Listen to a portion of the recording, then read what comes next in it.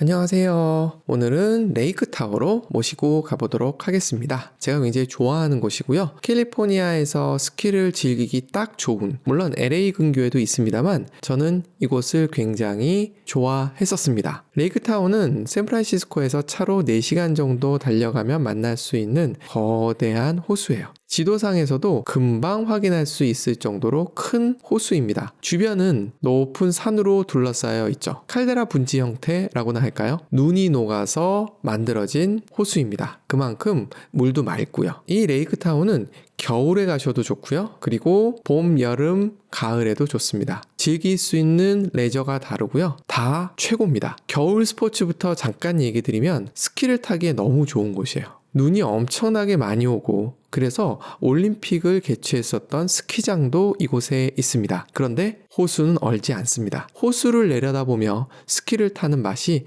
상당히 좋은 곳이에요. 그리고 약간 늦은 봄부터는 수영을 할 수 있습니다. 물론 산속 날씨이기 때문에 흐린 날씨에는 좀 어려울 수 있을지 몰라도 비치가 있는 아름다운 호수입니다. 스키는 언제 타러 가면 좋을까? 이곳의 눈은 주로 11월 말부터 12월 그리고 1월 초까지 집중적으로 내립니다. 여기서 내린다는 뜻은 눈 폭풍을 의미합니다. 엄청나게 내리고요. 이때는 어지간한 차로는 접근하기가 좀 힘들어요. 미국에 살 때 저는 세단을 몰고 스키를 타기 위해서 레이크타워를 갔었던 적이 있어요. 그때 눈길 위에서 정말 기어 가득 가고 있었거든요. 미국인들이 픽업 트럭을 좋아하는 이유를 절감했습니다. 사륜구동이지 않습니까? 눈이 없는 것처럼 달리더라고요. 하지만 3월 이후에는 눈은 거의 오지 않습니다. 진입하기 좋은 도로 상태가 된다는 거죠. 하지만 산 위에는 엄청나게 쌓였던 눈들이 그대로 남아 있습니다. 워낙 두껍게 쌓였기 때문에 녹는데도 시간이 많이 걸리는 것 같아요. 제가 3월 달에 스키를 갔을 때 본 광경입니다. 물론 저 사진을 제가 찍었다는 건 아니고요. 남자들은 우통을 벗고 타고 여자들은 탱크탑만 입고 타는 모습을 직접 보게 됐었어요. 저는 추위를 타는지라 그 정도까지는 안 됐습니다만 따뜻한 날씨를 예상하고 입고 간 봄 잠바를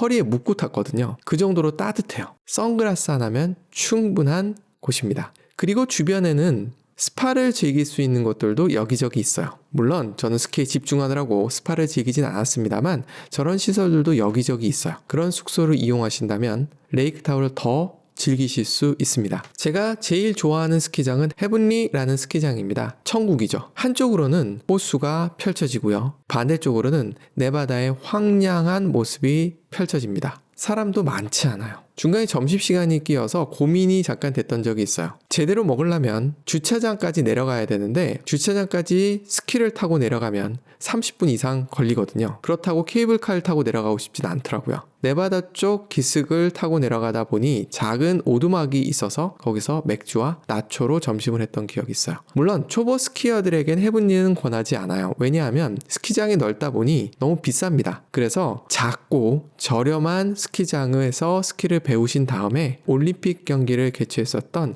스코아밸리 같은 데를 이용해 보시기를 권해드려요. 레이크타워를 미국에 살면서 상당히 자주 갔었는데 수영을 할 생각을 해본 적은 없었습니다. 그런데 2017년에 옐로스톤에서 샌프란시스코로 돌아오는 길에 레이크타워를 들리게 됐습니다. 바베큐를 할 목적으로 간 거죠. 아시는 분이 점 찍어준 곳이 샌드하버라는 곳이었어요. 그곳에 도착을 했을 때 새벽 4시에 출발해서 낮 3시에 도착할 때까지의 피로가 한꺼번에 씻겨 내려가는 것을 거의 모든 분들이 느꼈던 것 같아요. 급하게 허기를 채우고 그리고 그대로 호수로 뛰어들더라고요. 레이크타워를 여러 번 갔습니다만 그날처럼 날씨가 좋은 경우는 그렇게 흔히 보지 못했었거든요. 일주일 동안 5,000km를 달린 피로를 씻어내는데 충분했던 것 같아요. 여름에 가면 더 좋겠죠? 바베큐 이야기를 다른 편에서도 잠깐 소개를 했었지만 여기서도 다시 한번 소개를 드리자면 한국에서 준비해 갈 것은 토치입니다. 그리고 차콜이라는 숯은 어느 대형마트든 팝니다. 그리고 착화를 위해서 부탄가스는 한인마트에 가셔야지 될 겁니다. 그리고 망은 구하기가 쉽지 않거든요. 구하시면 운이 좋으신 거고요. 아니면 쿠킹 오일을 이용하셔도 좋을 것 같습니다. 숙소는 어디가 좋을까? 샌프란시스코 쪽으로 내려오셔도 숙소가 굉장히 많고요. 레이크타워 인근에도 굉장히 많습니다. 겨울 시즌이 아니라면 상대적으로 가격이 많이 비싸지는 않아요. 그래서 이용해 보실만 할 겁니다. 또 하나의 선택은 네바다의 라스베가스 다음으로 큰 도박 도시인 리노를 이용하는 거예요. 제가 라스베가스 숙박 영상에서 설명드렸듯이 도박 도시의 특징은 주중에는 숙박비가 저렴하다는 거죠. 그리고 3성급 이상 호텔들이 많기 때문에 이들을 잘 활용하시면 라스베가스만큼 화려하진 않지만 카지노도 즐기실 수 있고요. 그리고 깨끗하고 럭셔리한 호텔도 즐기실 수 있습니다. 레이크타워 중심으로 주변에 갈 만한 곳들을 표시를 해봤습니다. 숙소는 리노 쪽을 주로 추천한다고 말씀을 드렸고요. 레이크타워에서 동쪽으로 8시간 반을 달려가면 솔트레이크 시티가 나오고요. 가깝죠. 그리고 레이크타워에서 사실은 멀지 않은 곳에 요세미티가 있어요. 시에나 네바다 산맥을 넘는 길은 북쪽으로부터 보면 레이크타워가 있고 그 다음이 요세미티가 있습니다. 근데 요세미티 쪽 언덕이 훨씬 더 길이 험해요. 그래서 겨울엔 차단됩니다. 반대로 레이크타워 쪽은 길이 완만해서 겨울에도 길이 열려 있어요. 물론 눈폭풍이 심하게 몰아칠 땐 아니고요. 만약에 라스베가스에서 데스밸리를 거쳐서 샌프란시스코로 가시는 분들이라면 5월 중순부터 요세미티가 열리니까 그것도 확인해 보셔야 됩니다. 열리니까 그 길을 통해서 넘어가시는 것도 추천을 해드릴만 해요.